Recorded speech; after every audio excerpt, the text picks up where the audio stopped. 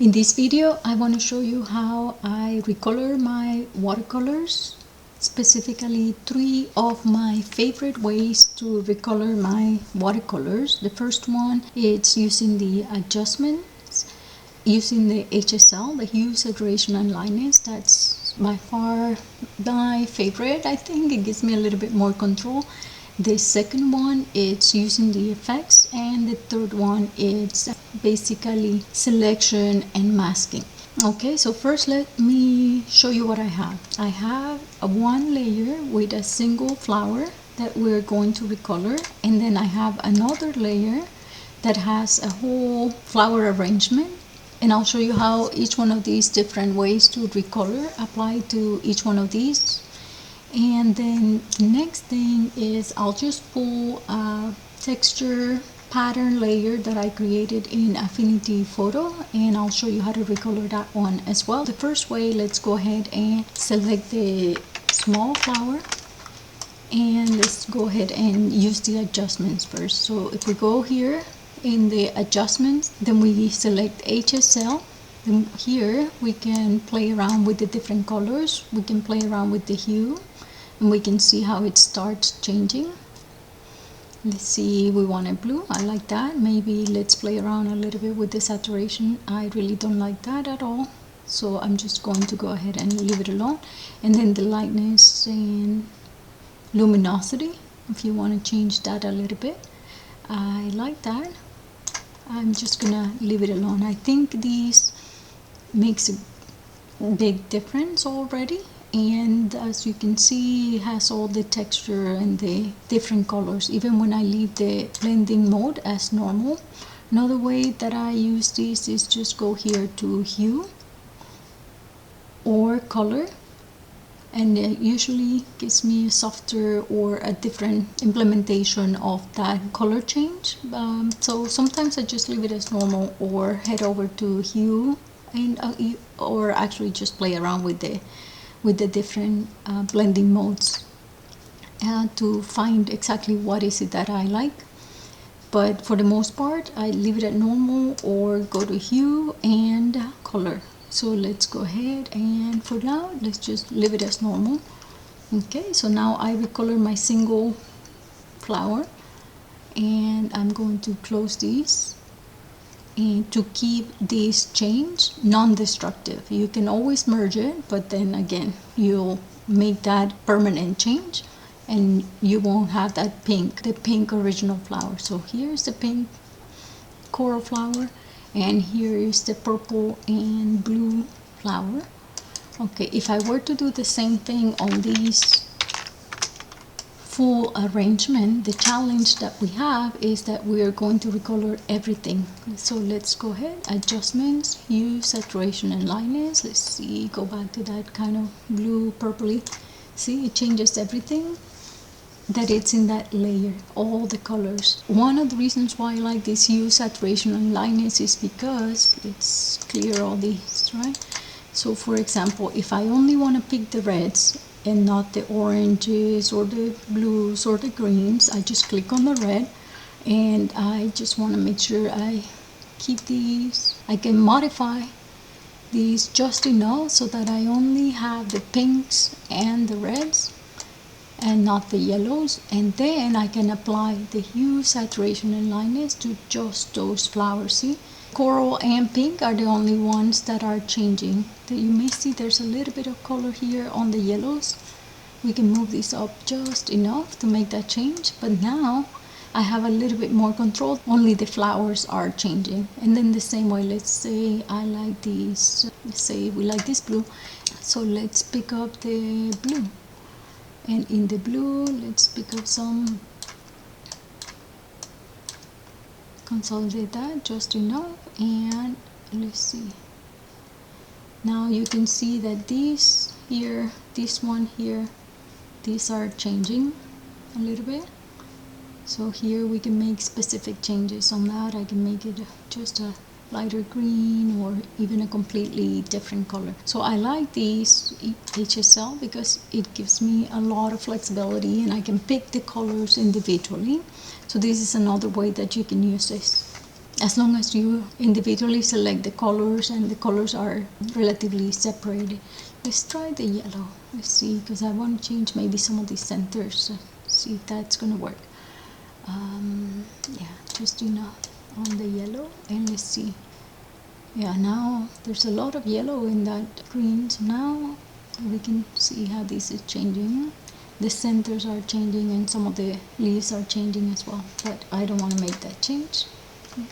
So this looks different, and it's another way to recolor using the hue, saturation, and lightness. Now we have a third way. Let's say, for example, I have a pattern that I created using the pattern layer in Affinity Photo, and let's move it all the way to the back. And now let's see that color kind of matches the new color, the new blue purple color, but let's say we want to change it to pink. Again, using the same hue, saturation, and lightness. Let's use that, and let's just see if we can get it to a pink.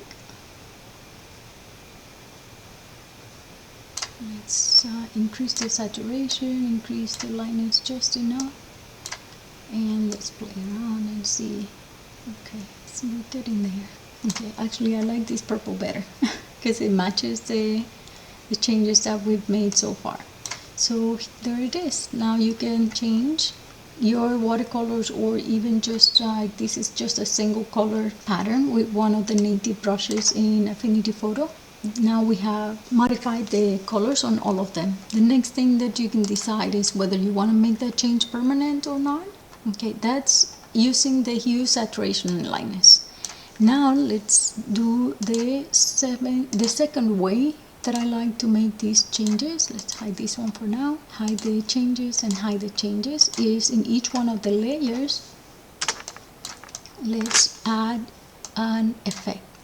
If we go to the layer effects and you select color overlay, here I already have a color that I had selected, and it's kind of a very cool blue. Let's say, for example, that you want to change that color. You can select here in the HSL color wheel. You can apply your hex code, or you can modify here based on the colors. You can also, here the standard, it's normal. It looks like the standard, it will show up as normal, and it will actually show up in black. So if you want to change that, let's say, for example, I lost that color and now I have to go back and get my hex code. So let me just get one from here and control copy that. And now I want to select in the color, click on the, let's see, let's try RGB hex sliders, just the same thing here. Let's apply it here, my new hex code, and it's that blue. But in this case, I need to change the blending mode so I can see the flower and all the different transparencies in the flower. So usually I just select hue or color, or sometimes I do go ahead and play with the different overlays or soft lights or things like that. But for the most part, if I just want to change the color, I use hue or color. It's going to give you a slight difference. See here, for example, in the center it's a little bit cooler blue, and here in the center it's a little bit darker blue. So you have to choose which one is the one that you want to use. But for the most part, I like it because it's keeping the transparency of the flower. That's how you use the layer effects on a single layer. And let's try to do the same thing here on this large arrangement with different colors. So let's go head over there, select the layer and click on layer effects, select color overlay, and the same thing, I already had that color in there, but if you want to change the color, just click on the color. It's going to default to the HSL color wheel, so you can change the hex code here or pick a color, or if you prefer to work in any other color spaces, or you can do that as well. These RGB hex sliders, sometimes I use that just to make minor changes, and here you can apply the hex code as well. Let's apply these here, go back to the hue or the color that you would like. I like the hue and I like the color, but the challenge again on this one is that everything, it's in one layer. So in order for me to apply this one, I would go ahead and separate the different assets into different layers and apply it individually, just like we did. And I think that's basically the limitation on that. If you have multiple things in one single layer that need to be different colors. Now let's do that change also on the pattern. So now we have the pattern in the background, and let's select that and let's apply the effect. So let's go click on color overlay, select the color. On this one I really don't mind keeping it normal because it's just one color. And let's click on these and let's see, Control V, and it changed it to the color that we had, the hex code that we had selected. So go ahead and close. Now this is another non-destructive change, and now we have another way to recolor our watercolors. Now the third way is a little bit more complicated, and for that let's go ahead and just delete all these other excess layers that we don't need. So I'm going to go ahead and delete all of these, hide the pattern for now, and let's go ahead and remove the effects. Remove the effects and remove the effect on this one. So usually when I have a pattern that it's already laid out and I like the layout, and I have an asset or a motif that looks more like this, what I normally do is I would go ahead and make a selection of the flowers, the specific flowers that I want to change, and then just change the color using that selection. So let's do it in here. For example, now I want to go over to my pixel persona, and I want to go ahead and select the freehand selection tool, and let's say I want to pick these two flowers that are here, only these two pink flowers. So I'll just make the selection as closely as I can. Now when I have this selection, I create a new layer, a new pixel layer right above it with the letter G in your keyboard. You'll get the bucket tool, and I'll just fill that with, I guess, the blue that we already had selected. And then the next thing I want to do is escape to deselect. Now I want to mask, do a clipping mask with those flowers. So I just go ahead and clipping mask. Now I see that there's some areas that I want to kind of delete. I selected a few more things. So let's go ahead and use the eraser, and you go ahead and erase some of these areas. Just refine your selection so that you have only what you want. Now I have this new layer that I can go ahead and change and select a blending mode here. I can use the hue, which I don't like very much, but it's just too bright on that center blue, but if you like that, that's perfect.